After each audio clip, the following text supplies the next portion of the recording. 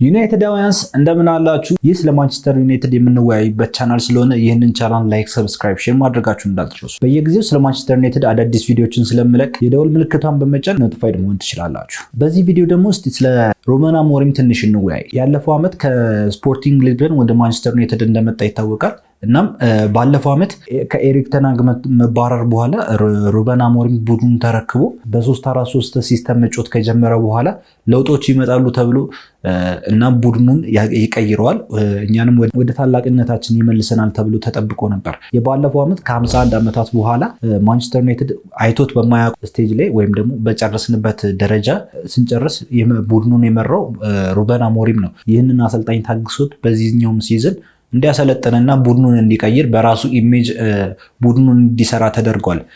በዚህኛው ዓመት እንደመጣ ለሱም የሆኑ ተጫዋቾች 3-4 ተጫዋቾች ለሱም ይሆናሉ ተብሎ የታሰቡ ተገዝተውለት በራሱ ኢሜጅ እንዲያሰለጥንና ቡድኑን እንዲመራ ወደ ታላቅነታችን እንዲመልሰን ተደርጓል። በዚህ ሲዝን ባየነው 3 ጨዋታ ይህ ነገር እየሆነ አይደለም። እናም ከፕሪሚየር ሊጉ መሰብሰብ የቻለው ነጥብ ደግሞ 1 ነጥብ ነው። ከ6 ነጥብ 1 ነጥብ ነው መሰብሰብ የቻልነው። ከአርሰናል ጋር 1-0 ተሸነፍን። ሞር ቡድኑ ተስፋ የሚሰጥ እንቅስቃሴዎችን አድርጎ ነበር። ነገር ግን በቀጣዩ ጨዋታ ላይ በፉልሃም ላይ የማንቸስተር ዩናይትድ ቡድንን እንዲወቀስ የሆነበት ምክንያት እየመራ ወደኋላ እንዲያፈገፍግና የባለፈውን ዓመት ትራውማ እንዲቀሰቅስብን ያደረገ ጨዋታ እንደነበር ይታወሳል። ከግሪምስቢ ጋር ባደረግነው የካራባኦ ካፕ የጥሎ ማለፍ ጨዋታ ላይ ቡድኑ ኮሄዥን አጥቶ ኢነርጂ አጥቶ ከ4ኛ ዲቪዥን ጋር ተጫውቶ በመሸነፉ ምክንያት ማንቸስተር ዩናይትድ በጣም እንደወረደ እና ገና ብዙ ስራዎች እንደሚጠብቁት ያየንበት ጨዋታ እንደነበር ይታወቃል። ሩበን አሞሪም ማንቸስተር ዩናይትድን 30 ጨዋታዎች መርቷል፣ ከባለፈው ዓመት ጀምሮ ማለት ነው። እና መሰብሰብ የቻለው ነጥብ 28 ብቻ ነው። ይህ በማንቸስተር ዩናይትድ ታሪክ አሰልጣኞች ይህን ያህል ጨዋታ አድርገው 28 ነጥብ ብቻ በመሰብሰብ የቆየ አሰልጣኝ የለም በማንቸስተር ዩናይትድ ታሪክ። ነገር ግን ሩበን አሞሪምን ከላይኛው ከቦርዱ ድጋፍ እንዳለው የሚያሳይ የሳምፕል ሳይዝ እንደሆነ በደንብ ማሳያ ነው።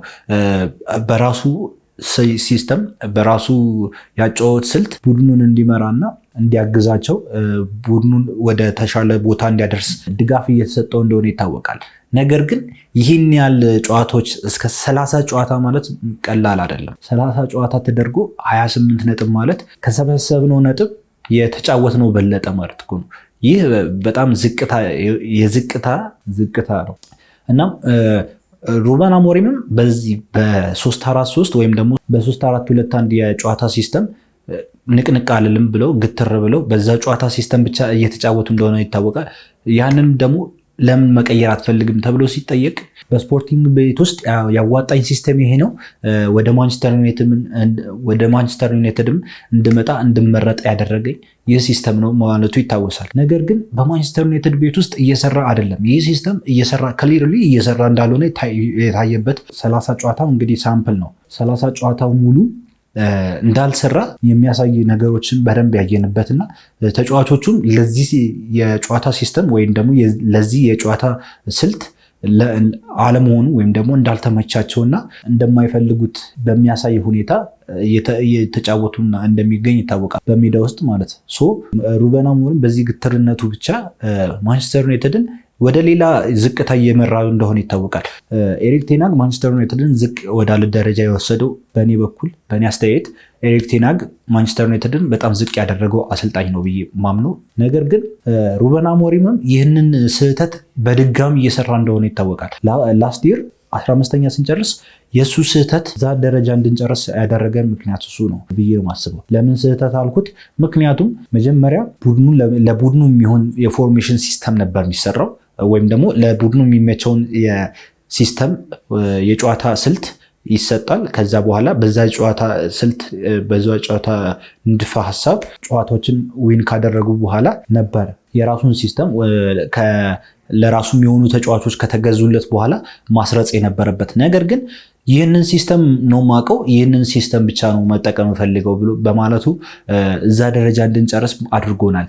ይህንንም ዓመት ሩበን አሞሪም ኮስት ላይ ያደርገን ነው። ምክንያቱም ገለጻዎቹ ላይ ወይም ደግሞ ፕሬስ ኮንፈረንሶቹ ላይ ሲያቀርብ ከሲስተሙ ሳይሆን ችግሩ ከተጫዋቾቹ ዊሊንግነስ የፍላጎት ነው እንጂ የሚል አንድምታ ያለው ሀሳብ እየሰጠ እንደሆነ ይታወቃል። ነገር ግን አሁንም ቢሆን ይህንን የጨዋታ ሲስተም ተጫዋቾቹ በደንብ እየለመዱት አይደለም።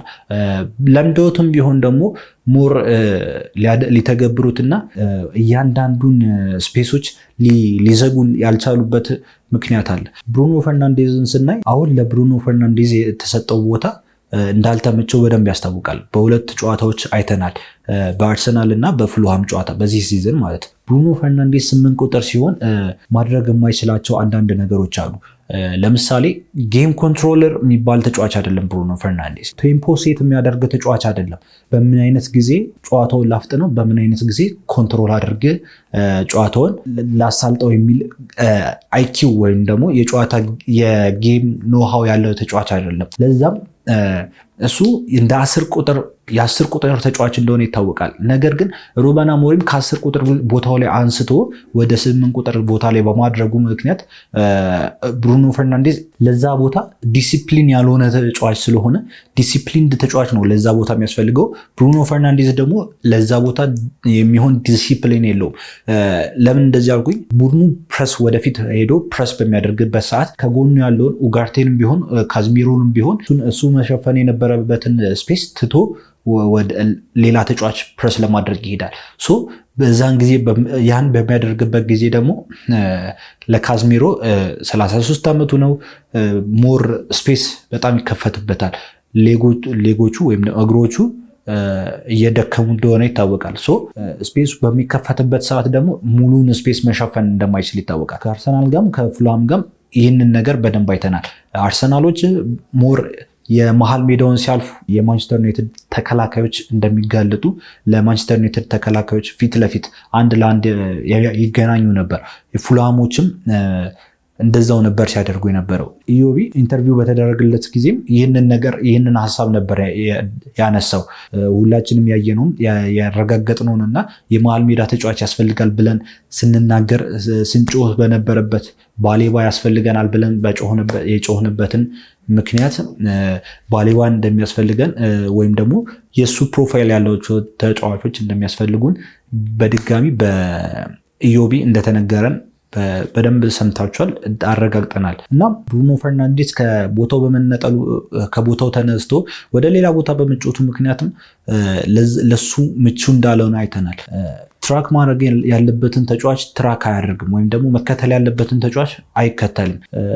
ስፔሶችን መዝጋት በሚገባበት ሰዓት አይዘጋም። ኳሱን ቶሎ መስጠት በሚገባበት ሰዓት ቶሎ አይሰጥም። ወይም ደግሞ ኮች ለማድረግ አንተ እዚህ ጋር ብሎ ኮች ለማድረግ ይሞክራል፣ ጌም ውስጥ እያለ ማለት ነው። እንደዚህ አይነት ተጫዋች ወይም ደግሞ ለዛ ቦታ የሚስማማ ተጫዋች እስካልመጣ ድረስ በዚህ ሲስተም መቀጠሉ ማንቸስተር ዩናይትድን ወደ በለጠ ወደ ዝቅታ መንገድ እየወሰደው እንደሚገኝ ይታወቃል። ይህ ጥፋት የሚሆነው ማለት የማን ነው ብትሉ የአሰልጣኙ የሩበን አሞሪም ነው። ሩበን አሞሪም በዚህ ዓመት የሆነ ነገር ማሳየት ካልቻለ፣ ጨዋታዎችን እያሸነፈ ጌሞችን እያሸነፈ ነጥቦችን መሰብሰብ ካልቻለ እንደ ሌሎቹ አሰልጣኞች የመባረር ዕጣ ፈንታን የሚያገኝበት ጊዜ እየመጣ እየቀረበ እንደሆነ ይታወቃል። ምክንያቱም በእያንዳንዱ ጨዋታ ላይ ፕሬሸር አለ። ዓለም ላይ ሁሉም የሚያየው ቡድን ስለሆነ ፕሬሸሩ በጣም እየጨመረ ነው በየጊዜው እየመጣ ያለው፣ በየጨዋታው እየመጣ ያለው። ካሁኑ ማስተካከል ያለበትን የፎርሜሽኑን በመቀየር ማስተካከል እንዳለበት ይጠበቃል። ነገር ግን አሁንም ያንን ፎርሜሽን ከዛ ከ3-4-2-1 ወይም ደግሞ ከ3-4-3 የፎርሜሽን ሲስተም ሊወጣ እንደማይፈልግ እየተናገረ ነው የሚገኘው። በዚህ ጉዳይ ላይ ምን ታስባላችሁ? ሩበን አሞሪም ትክክል ነው በዚህ ግትርነቱ ሊቀጥል ይገባል ትላላችሁ? ወይስ ደግሞ እንደኔ ሩበን አሞሪም ፕራግማቲክ መሆን አለበት፣ ፎርሜሽኖችን እየለዋወጠ የማንቸስተር ዩናይትድን የአሸናፊነት መንገድ ሊመልስ ይገባል ብላችሁ ታስባላችሁ? ሀሳብ አስተያየቶቻችሁን ኮሜንት ላይ ያሳውቁኝ። እንግዲህ ይህንን ይመስል ነበር። ቪዲዮ እንዳዝናናችሁ ተስፋ አደርጋለሁ። እስካሁን ለቻናሉ አዲስ ከሆናችሁ ሰብስክራይብ ማድረጋችሁን እንዳትረሱ።